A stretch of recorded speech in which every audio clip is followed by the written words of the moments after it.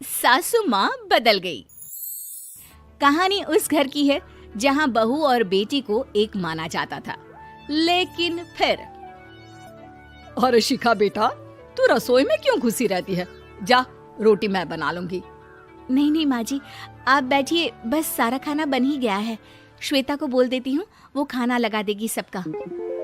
Sorry भाभी, मेरे पास वक्त नहीं है। माँ, मुझे पैसे देना, पार्लर जाना है।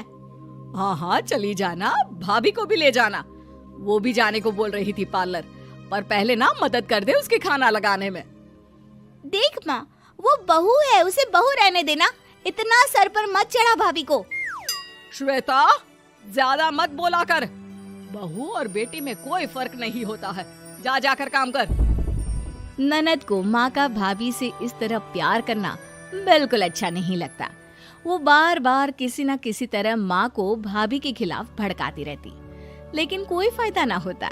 एक रोज, अरे बेटे किशन, जा बहू को कहीं घुमा कर ला, सारा दिन घर में काम करती रहती है। हाँ हाँ माँ, हम लोग जा रहे हैं ना गोवा।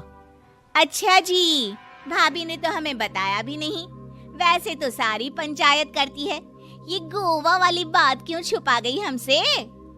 अरे क्योंकि उसे खुद नहीं पता था बहन। मुझे टिकट सस्ती मिल रही थी तो मैंने बुक कर दिया। हाँ शिखा, पैकिंग कर ले, संडे हम जा रहे हैं गोवा। दोपहर में शिखा पैकिंग कर रही थी कि सास आ जाती है। ये क्या बहू, साड़ियाँ? अरे गोवा जा रही है घूमने या फिर शादी में मायके हैं? माँ जी, ऐसा कुछ है ही नहीं, समझ में नहीं आ रहा क्या रखूं कपड़े में। अरे तेरी और श्वेता की साइज तो एक ही है, उसके कुछ मॉडर्न कपड़े ले ले, आकर लौटा देना। हाँ माँ जी, ये ठीक रहेगा। शिखा श्वेता के पास जाती है और उससे कपड़े मांगती है। ना जी ना, मैं अपने कपड़े ना दूं, वैसे भी फैल जाएंगे मेरे कपड़े, बहुत महंगे वाले हैं। शिखा मुंह लटकाकर कमरे में आ जाती है तो सास कहती है, चल तैयार हो जा, तुझे मैं शॉपिंग करा कर लाती हूँ गोवा की। बस फिर क्या था, सास बहू निकल जाते हैं मार्केट और एक से बढ़कर एक ड्रेस खरीद कर घर आते हैं। पहले बता देती कि नए कपड़े दिलाने वाली है भाभी को, तो मैं अपने ही दे देती ना भाभी को, मुझे दिला देती नए कपड़े। देख श्वेता, परिवार का मतलब सबके साथ रहना होता है, ना कि सिर्फ अपना सोचना। वैसे भी तुझे अच्छे संस्कार सीखने चाहिए। और रही बात कपड़ों की, तो शिखा, आज से घर पर भी तू मॉडर्न कपड़े ही पहनेगी। कोई जरूरत नहीं है ये साड़ी वाड़ी लपेटने की। अब क्या था, घर पर श्वेता और शिखा एक जैसे रहते। एक बार पड़ोसन आती है। अरे बेटा, अपनी माँ को तो बुलाना जरा, बात करनी है। शिखा सास को बताती है और रसोई में चली जाती है। ये आपकी बेटी बहुत बड़ी हो गई है, इसके लिए एक रिश्ता है, कहो तो बता दूं। ये बेटी नहीं बहू है, घर में सब एक जैसा ही रहता है।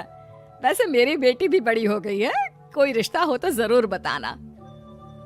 पड़ोसन रिश्ता लेकर उन लोगों के घर आती है।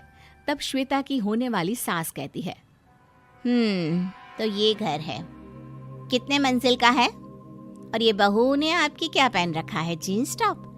अरे भाई, साड़ी वाड़ी नहीं है क्या इसके पास? देखिए, सर्दी है तो साड़ी में बहू कैसे मैनेज करती, वैसे पहनती है साड़ी भी। देखिए, हम लोग ठहरे पैसे वाले लोग, कोई कमी नहीं है हम लोगों के पास पैसों की, बहुत पैसे हैं, जमीन, नौकर चाकर, कार, सब कुछ है, लेकिन घर में संस्कारी बहू चाहिए। समझ रही हैं ना आप?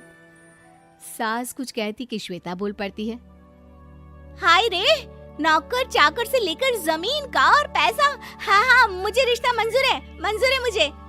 अरे रुक जा श्वेता, मैं बात कर रही हूँ ना। देखिए, हम लोगों के घर इतनी आजादी नहीं मिलेगी।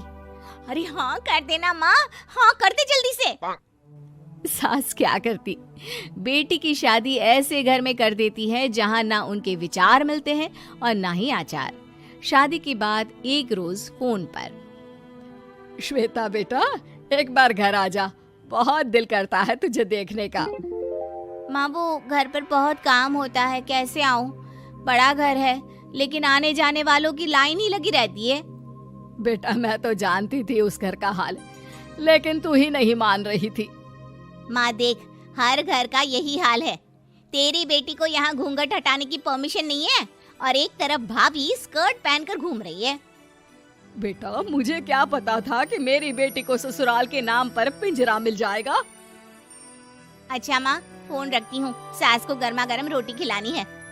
तुम लोगों की तरह नहीं कि एक रोटी बनाओ, एक सब्जी बनाओ, फिर सारा दिन फ्री होकर घूमो। सास फोन तो रख देती है, लेकिन सोच में पड़ जाती है कि एक तरफ बेटी जिसे कोई आजादी नहीं, वहीं दूसरी तरफ बहू जिसे देखकर लगता ही नहीं कि उसकी शादी भी हुई है। अगले रोज। शिखा, अरे ओ शिखा। हाँ माँ, क्या हुआ? कुछ चाहिए आपको? मैं जिम जा रही थी। जिम के कपड़ों में बहू को देखकर सास को घूंघट में अपनी बेटी का ख्याल आता है। देख बहू, घर में बहू की तरह रहा कर। इतने टाइट कपड़े पहनकर जिम जाना पसंद नहीं मुझे। जा जाकर रोटी बना। रोटी? माँ अभी तो शाम की 6 बजे हैं, इस वक्त रोटी? अब क्या मेरे खाने पीने पर भी पहरा है? अरे जब मर्जी तब मैं अपने घर में खा भी नहीं सकती क्या? बहू को अजीब लगता है। वो समझ नहीं पाती कि जो सास कल तक इतनी सपोर्टिव थी, उन्हें अचानक से क्या हो गया। वो किचन में जाती है, गरम रोटी के साथ 2 तरह की सब्जी, रायता, सलाद सब लेकर सास के पास आती है। माँ जी, खाना। इतना सारा खाना? राक्षस समझा है क्या मुझे? रोटी मांगी थी मैंने गर्मा गर्म बस। पर माँ जी, रोटी खाती किससे आप? सब्जी तो बनानी थी ना। अरे भूख मर गई मेरी तेरी बहस से। जा जाकर काम कर, अंदर पूरी रसोई साफ कर। बहू अंदर चली जाती है। थोड़ी देर में श्वेता घर आती है। अरे शिखा जल्दी से चाय ला, पकवान बना, मेरी बेटी आई है। अरे नहीं नहीं माँ, ड्राइवर बाहर खड़ा है। मैं तो घर का कोई सामान खरीदने के बहाने यहाँ आ गई हूँ, मुझे जाना होगा। अरे बेटा, पर कितने दिनों बाद देख रही हूँ तुझे, रहने आ जाना 2-4 दिन के लिए। आ जाऊंगी माँ, जब मेरी सास मरेगी तब। मैं तो रोज मन्नत मानती हूँ कि मेरी सास मर जाए तो अच्छा है। अच्छा चल, जा रही हूँ माँ। हे भगवान, कैसे कैसे दिन देखने पड़ रहे हैं मेरी बेटी को। सास अंदर जाती है, जहाँ श्वेता की जिम वाली सहेली का फोन आया होता है। क्या बात है, आज जिम नहीं आई? अरे पता नहीं यार, आज माँ को क्या हो गया अचानक। पर खैर कोई नहीं, लगता नहीं कि मैं अब जिम आ पाऊंगी। शिखा स्पीकर पर बात कर रही थी, जिसे सास सुन रही थी। यार ये सास ना होती ही ऐसी है। मैं तो कहती हूँ बुढ़िया जल्दी मरे और तू आराम से जिए। शिखा को सहेली की बात पर गुस्सा आ जाता है। माँ के मरने की कौन सा बच्चा दुआ मांगता है मोहिनी? आगे से ऐसी बात मेरे सामने मत करना। हमारे घर की शोभा ही माँ है। क्या हुआ जो थोड़ी सख्ती दिखा रही है? उसमें भी कोई ना कोई उनकी भलाई ही होगी।